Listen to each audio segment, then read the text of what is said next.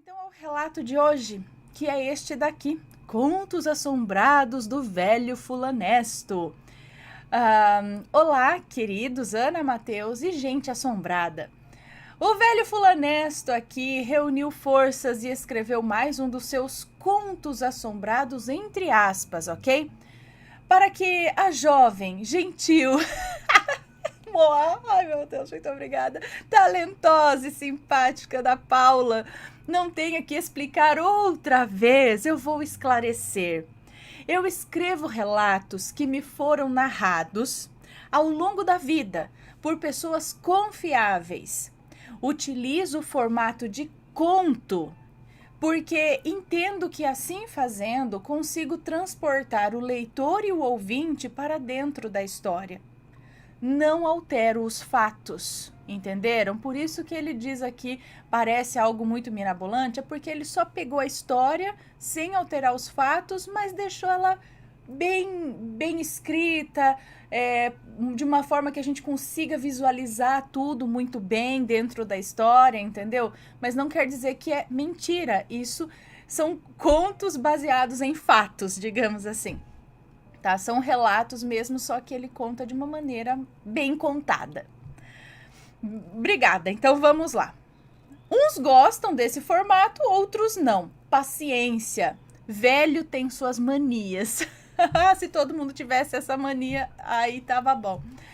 O relato de hoje me foi narrado por um querido amigo de infância que infelizmente faleceu vítima dessa maldita pandemia. Assim, faço deste relato uma singela homenagem a ele. A história se passa na década de 50. Estou à vontade para escrever. Fui garoto nesse tempo. Nomes e locais, todos fictícios, ok? Se já clicaram no like, só resta agora comprar o maravilhoso livro do canal Assombrado. De ponta cabeça. Vamos ao relato. Muito obrigada. Ok? Fica a dica aqui. Se já deram um like, agora só resta aqui adquirir o livro. Link na descrição. Vamos ao relato. Coisa de criança. Já começa com uma frase aqui de Dostoiévski. A alma é curada ao estar com crianças. Era duro ser criança em 1950. Via de regra, e salvo raríssimas exceções, criança não se metia na conversa de adultos. Não tinha opinião nem vontade própria. Apanhava da professora com autorização dos pais. Só podia comer depois dos mais velhos. Era entupido com leite de magnésia de Philips. Gente, o que é isso? Isso eu não conheço, vou perguntar para minha mãe. Era entupido com leite de magnésia de Philips. Tinham que engolir a horrível emulsão Scott. Isso eu já conheci, mas nunca tomei. E principalmente era constantemente lembrada de que criança não sabe de nada. Ou seja, ninguém se importava com o que elas diziam ou pensavam. Criançada que me assiste, era assim mesmo. Quer dizer, eu não vivi isso, mas meus pais viveram e tudo mais. Era assim as crianças naquela época, tá? Hoje vocês têm muita regalia. Não, tá certo. Nem tanto ao céu, nem tanto à terra, como dizia minha avó, né? Não pode ser nem assim, mas também não pode, né, deixar mandar em tudo. Continuando. Não era como hoje.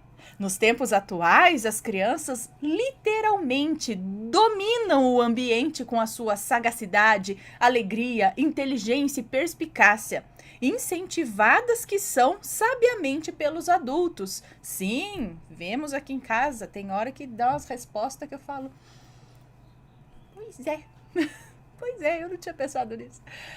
Continuando. É claro que... voltando aqui. Em 1950, a criança disputava sua influência na dinâmica da família com a mobília da casa. Ou seja, ocupava um lugar no seio da família que se localizava aproximadamente entre o lampião e a querosene, entre o lampião, a querosene e o criado mudo. Tipo, ali, fica aí quieto, não quero saber que você está neste ambiente. Fica quieto. Era assim. É claro que, em sua imensa maioria, eram cuidadas, sim, e amadas por seus pais. Porém, apesar de viverem como um adorno decorativo, as crianças resistiram bravamente para contar suas histórias. Nesse cenário viveu Pedrinho, um menino como outro qualquer, forte, inteligente e saudável, um espoleta.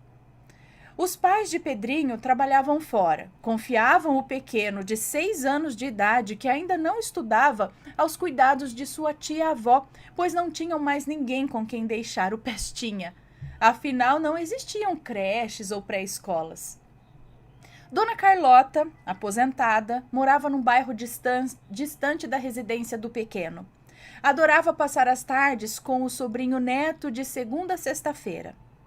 A casa de Dona Carlota foi erguida em 1930, conforme anunciava o numeral, em alto relevo, no cimo da fachada. Possuía porão e sótão, comuns nas moradias de antigamente. Aliás, acompanhando o estilo de boa parte das residências dessa época, havia ainda, bem de frente para a rua Barrenta, uma caixinha embutida na parede. Acreditava-se que servia de proteção. Em seu interior era possível contemplar a pequena estátua de Nossa Senhora de Fátima, que, posta cuidadosamente por detrás de um vidro transparente, vigiava e zelava pelas crianças que brincavam na rua. Quem lembra dessas casinhas assim? A gente ainda passa por algumas, dependendo, às vezes, no interior, mais interior. De noite, uma luzinha verde iluminava a santa, que seguia abençoando os boêmios, os namorados que passeavam de mãos dadas e o guarda noturno, a soprar de quando em quando seu apito tranquilizador. A rua Epitácio Pessoa era bem movimentada. Os pequenos jogavam futebol com bolas feitas de meias velhas e soltavam pipas com rabiolas coloridas. Disputavam o espaço com o afiador de tesouras e facas, com o vendedor de frutas e com o preferido da garotada, o tringuilim. Gente, eu não conheço isso. Percebido de longe, pois fazia um barulho característico quando tremulava em suas mãos. Um instrumento feito de madeira e arame. Trazia pirulitos coloridos feitos de açúcar, biscoitos doces em forma de canudo e outras guloseimas para vender. Não é aquele negócio que fazia assim, ó, tó, tó, tó, tó, tó, tó, tó, que batia na madeira dos dois lados? Tipo, tó, tó, tó, tó, tó, tó, tó, não é? Bom, Pedrinho não se importava em ficar com a sua tia-avó. Adorava brincar no enorme quintal da casa da Dona Carlota, que deixava Pedrinho à vontade para se esbaldar. Vez ou outra, gritava da janela da cozinha que dava para o quintal, conferindo se estava tudo bem. Pedrinho! Ao que o garoto respondia sempre alegre. Tá tudo bem, tia, eu tô brincando. Pedrinho só não gostava quando sua tia-avó o chamava na hora do almoço, do lanche e no final da tarde, para que o menino tomasse banho e aguardasse o seu pai vir buscá-lo. Brincar era sua prioridade número 1. Ele subia no pé de carambola, jogava bolinhas de gude, fazia castelos de terra e rodava peão de fieira. Tudo sozinho. A imaginação dos pequenos daquela época era excepcional. De fato, a casa de Dona Carlota era muito grande, repleta de árvores frutíferas, jardins e hortas.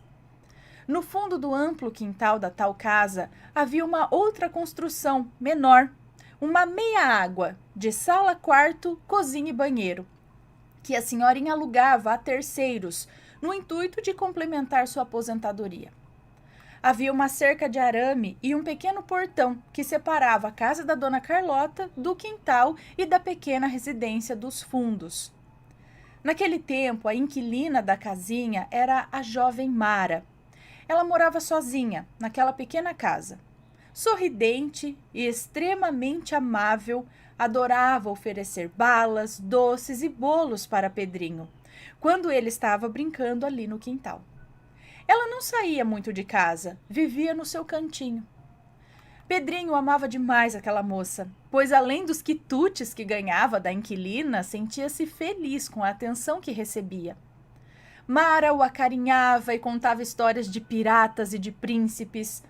E assim os dias se passavam, e Mara podia aplacar um pouco de sua solidão na companhia de Pedrinho. Ela, lastimavelmente, havia perdido o único filho para a varíola, e seu marido, um calhorda e beberrão, a havia abandonado. Mara costurava para fora, fazendo vestidos sob medida. Assim ganhava a vida. Bem que você podia ser meu filhinho, dizia docemente a inquilina de Dona Carlota, afagando o menino. Pedrinho até gostava dessa ideia, pelo tanto de mimos que recebia.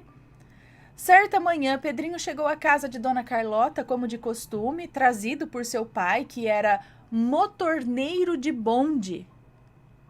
Motorneiro, tipo, era motorista de bonde, porque bonde não tem motorista, tem motorneiro. É isso ou é outra coisa de bonde? Gente, eu não sei, eu nunca andei de bonde, assim, eu não sou dessa época, talvez até seja, mas eu esqueci.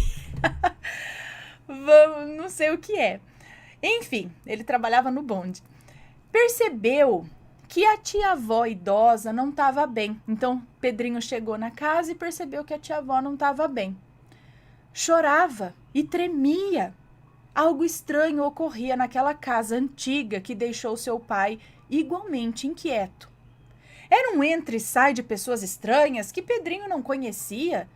Porém, o menino permaneceu alheio àquilo tudo. Afinal, era coisa de gente grande e não adiantaria perguntar aos adultos, né? Ninguém explicaria mesmo. Curiosamente, naquele mesmo dia, Dona Carlota, ainda se mostrando aflita, não deixou o menino brincar do lado de fora da casa, como de costume. Para ele, foi muito maçante. Eis que não existia televisão ou outra diversão no interior da residência.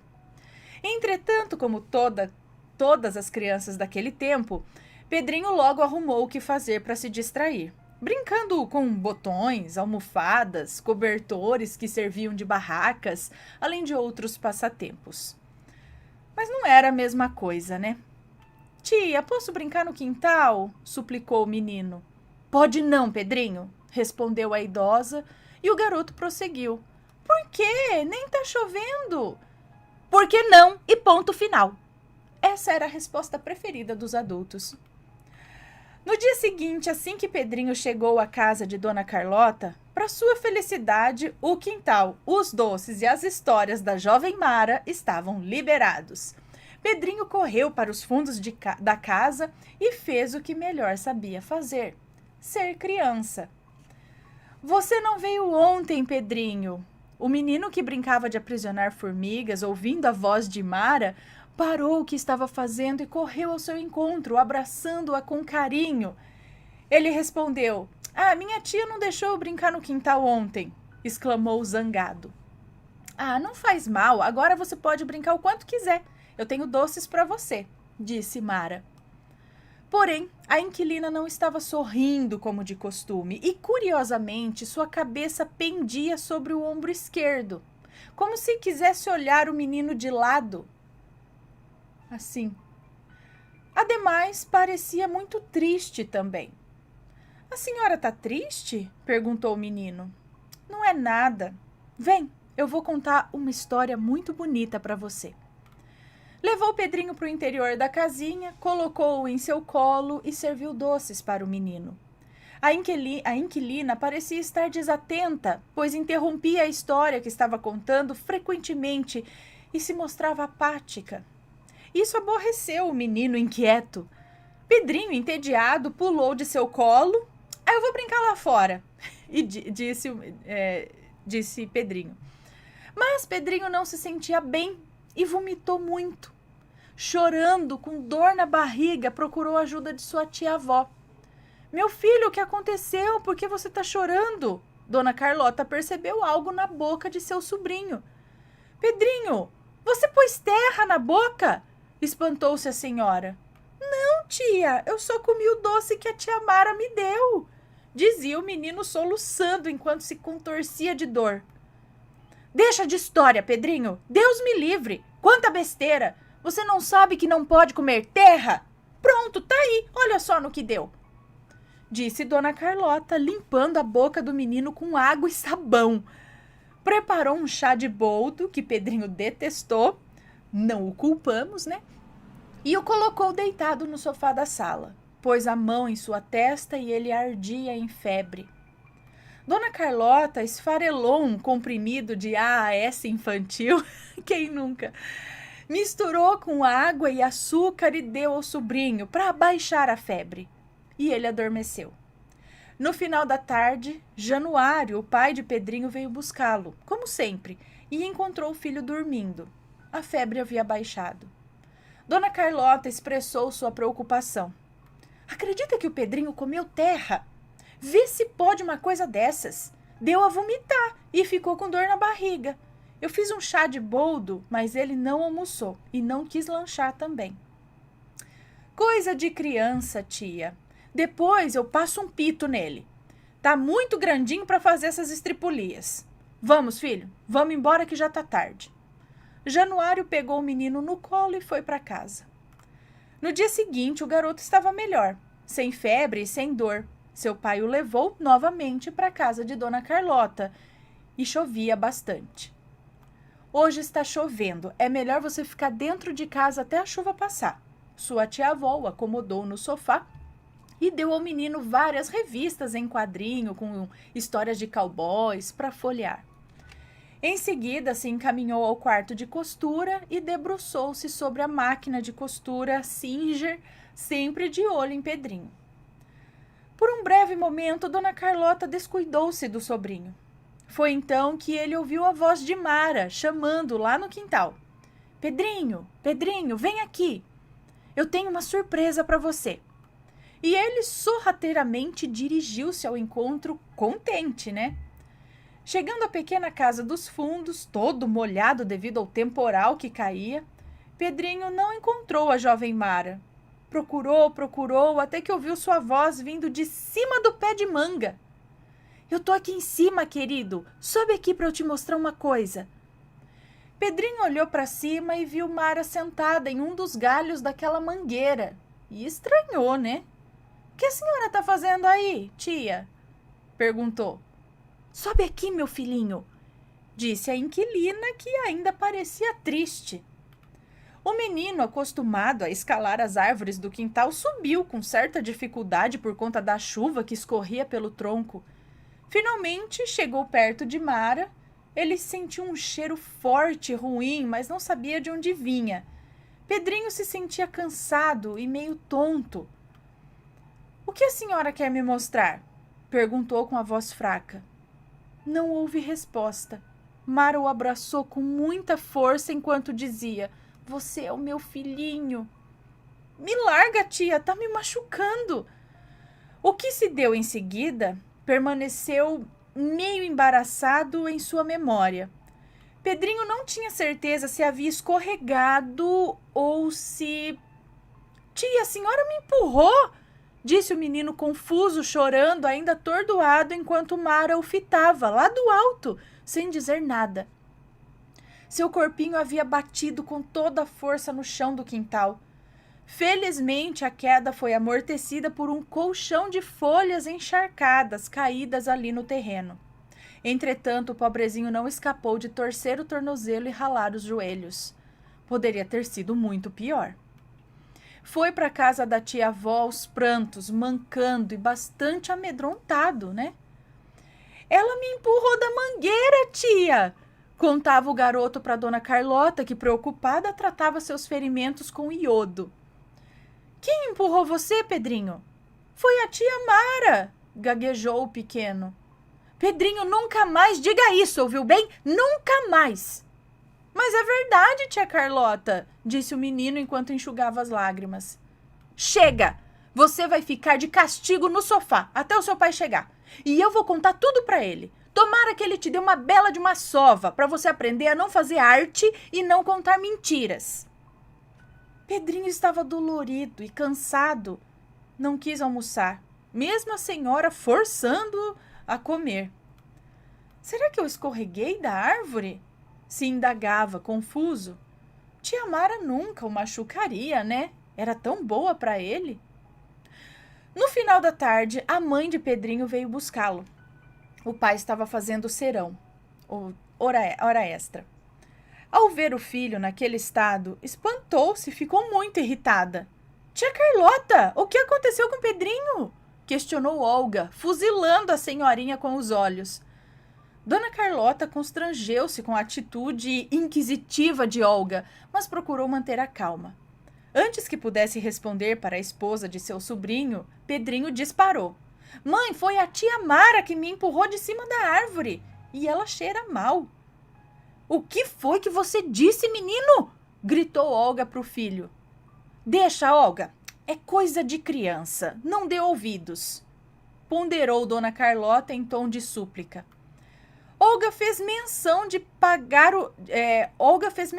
pegar o filho no colo, entretanto, para o espanto de ambas, Pedrinho vomitou.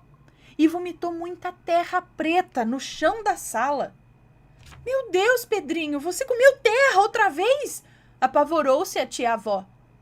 Como assim outra vez? Vociferou Olga. A mãe do menino não esperou pela resposta da idosa. Segurou o menino nos braços e saiu batendo a porta. Dona Carlota entristeceu-se e chorou muito.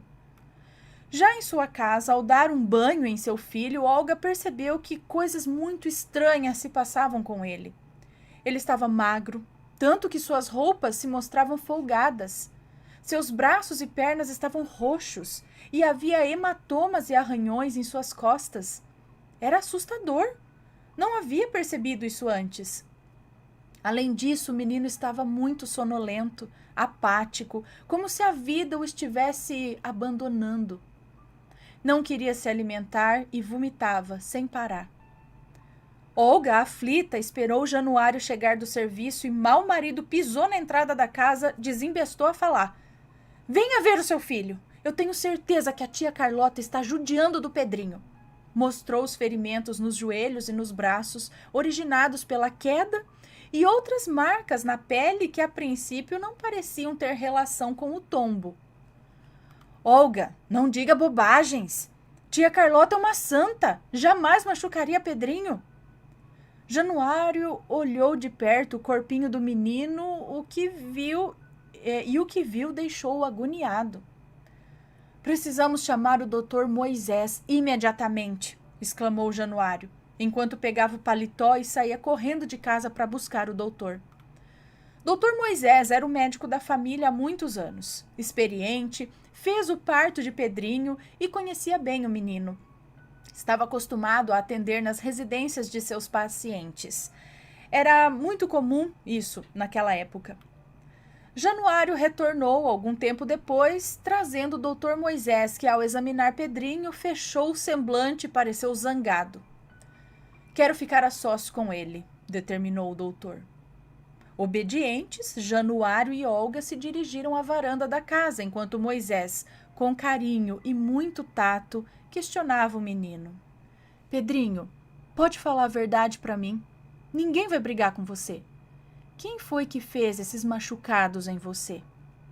Foi a tia Mara, mas ninguém acredita em mim, disse o menino sonolento e com medo de ser repreendido, e continuou.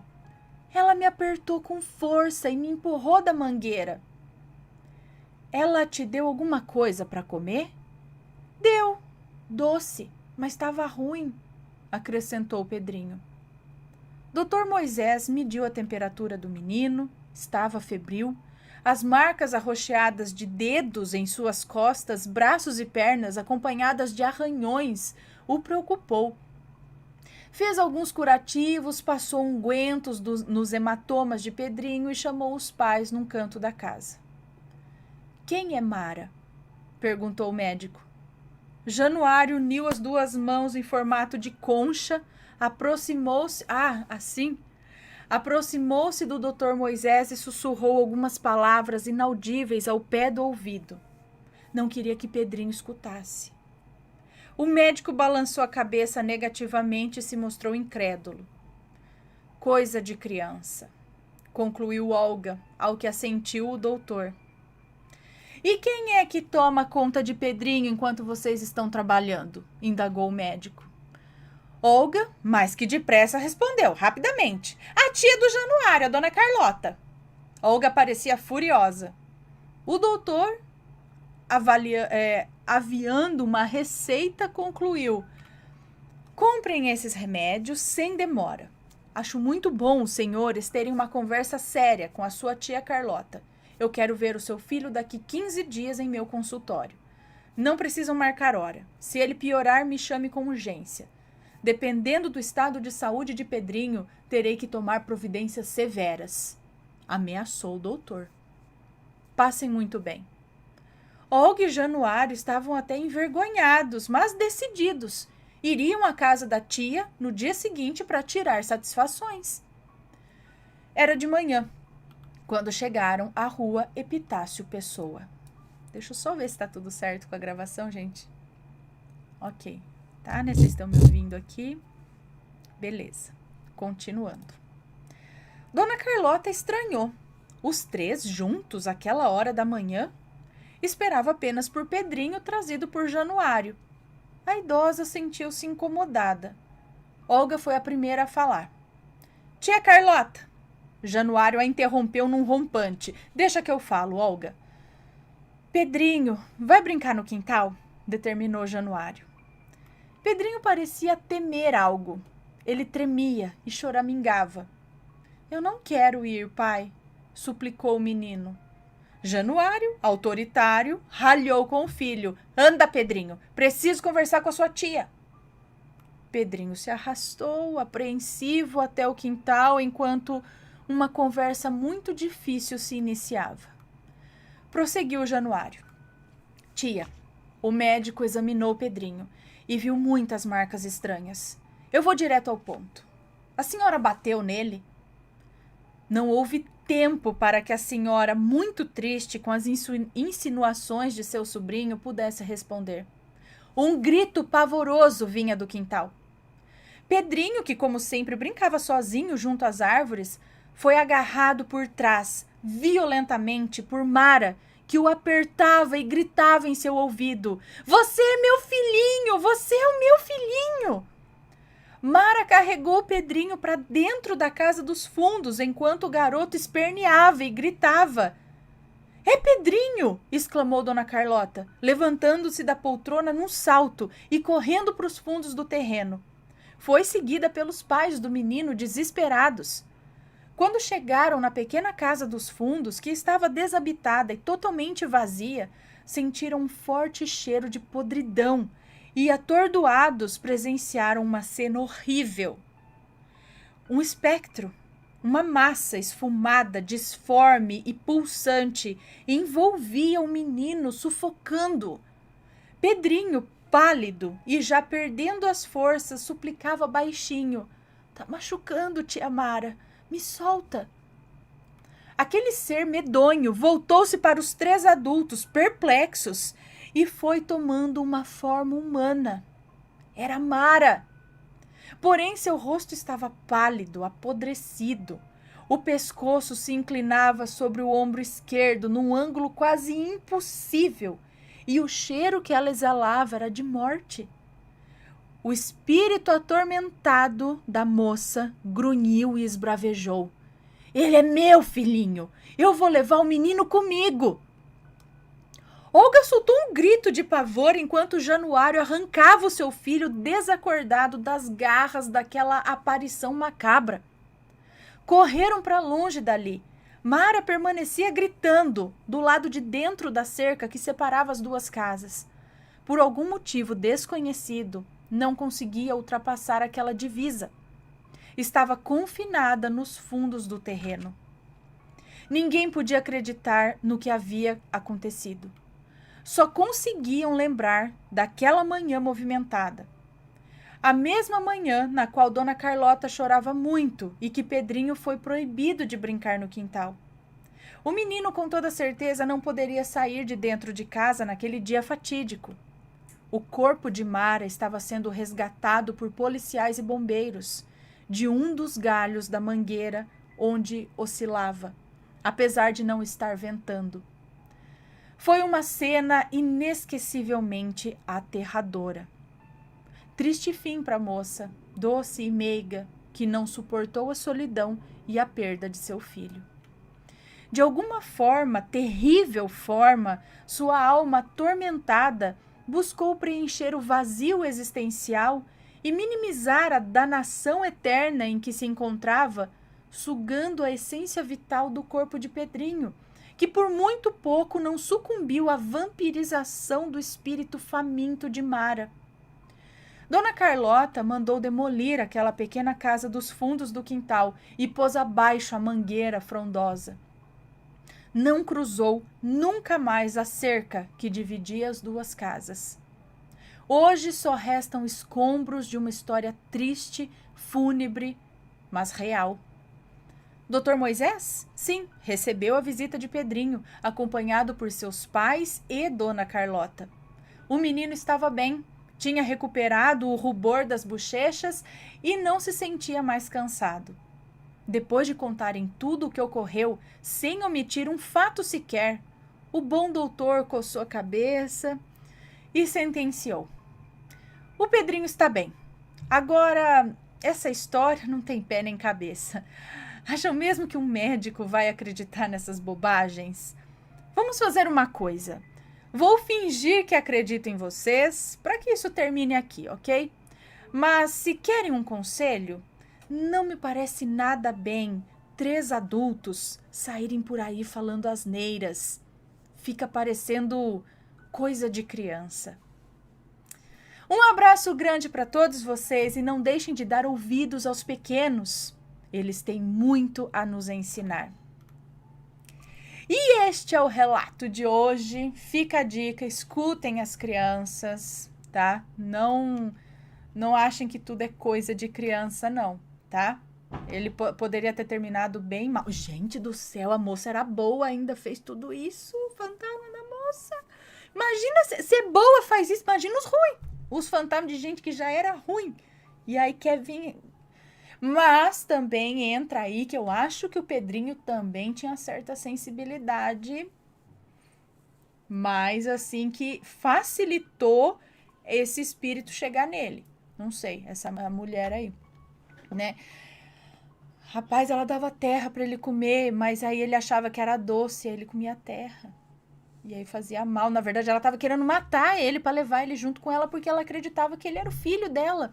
Gente, isso parece a Mansão Bly, né? A maldição da Mansão Bly, ou então essas coisas que a gente vê nesses canais de histórias de assombrações e assombração.